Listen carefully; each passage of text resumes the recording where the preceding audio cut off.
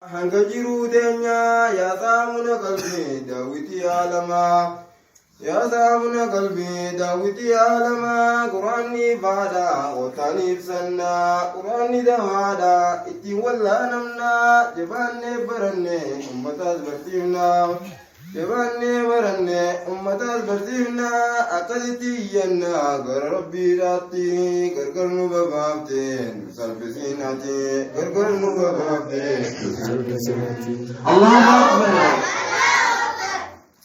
Allahu Allahu ya Rabbi ya Moti dini tubu kayo keenya nuti